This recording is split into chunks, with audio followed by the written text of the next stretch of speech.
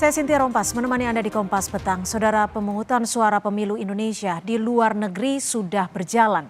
Di Kuala Lumpur, Malaysia, sejumlah warga negara Indonesia yang melakukan pencoblosan membludak.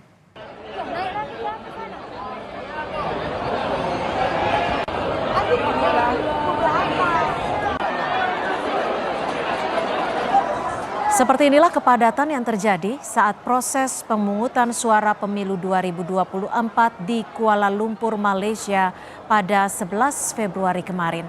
Dari video amatir yang diterima Kompas TV, para calon pemilih berjejalan saat hendak memasuki TPS.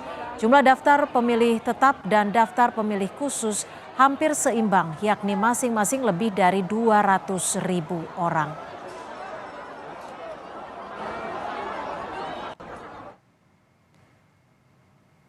Dan ini adalah suasana tempat pemungutan suara luar negeri atau TPS luar negeri Kuala Lumpur saat hari pemungutan suara Minggu 11 Februari 2024. Yang diambil dari akun Instagram Dewan Pembina Perludem Titi Anggraini.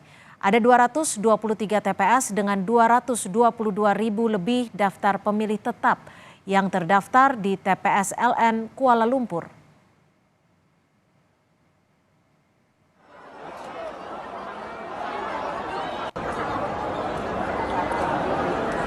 Antrian panjang terjadi dari mulai pintu masuk area pencoblosan. Di lokasi TPS, salah seorang warga negara Indonesia di Kuala Lumpur, Malaysia, bercerita dirinya butuh waktu total 2,5 jam untuk menyalurkan hak suara.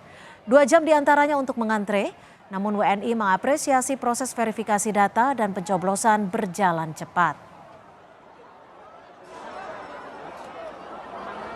Dari pintu masuk depan hingga ke TPS-nya sendiri memakan waktu kurang lebih selama 2 jam.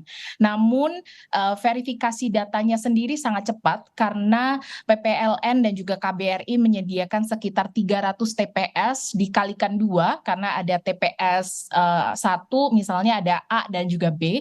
Jadi ada sekitar 600 orang yang membantu untuk memverifikasi data. Jadi proses itu sendiri hanya sekitar 10 menit, kemudian kami digiring menuju TPS dan saya memilih menggunakan hak pilih saya sekitar 2 menit. Jadi totalnya sekitar 2,5 jam saya harus menghabiskan waktu untuk menggunakan hak pilih saya.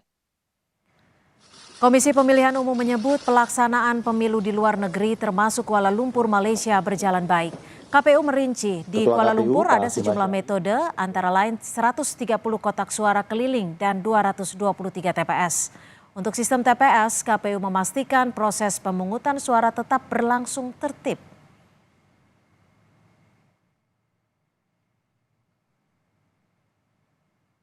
Dilayani 223 TPS di satu lokasi untuk melayani pemilih sebanyak yang terdaftar ya 222.945 pemilih.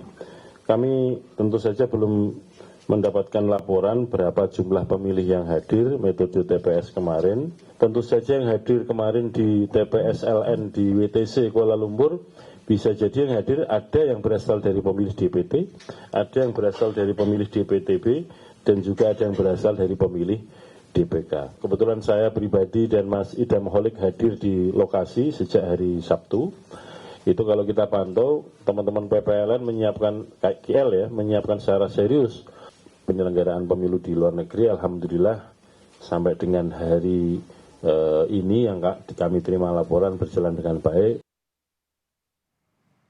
Bawaslu RI mengungkap jumlah warga negara Indonesia yang berstatus daftar pemilih khusus atau DPK mencapai 50%. DPK artinya daftar pemilih yang memiliki identitas kependudukan tetapi belum terdaftar dalam daftar pemilih tetap dan daftar pemilih tambahan. Di satu sisi, animo masyarakat tinggi jadi hal baik. Namun banyaknya DPK disoroti Bawaslu sebagai adanya masalah dalam pemutakhiran data dan perlu dievaluasi.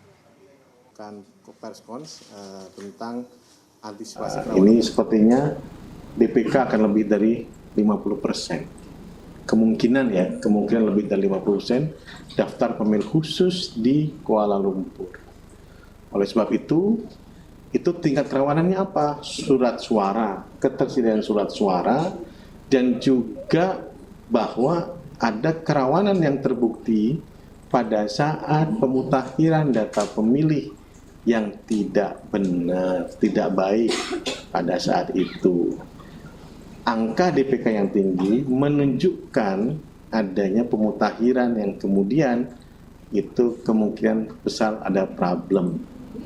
Nah, tapi ini bukan hanya tugasnya Komisi Pemilihan Umum, tapi tugasnya pemerintah juga yang menjamin khususnya di luar negeri tentang data penduduk dan warga negara kita yang ada di luar negeri dan juga di Indonesia.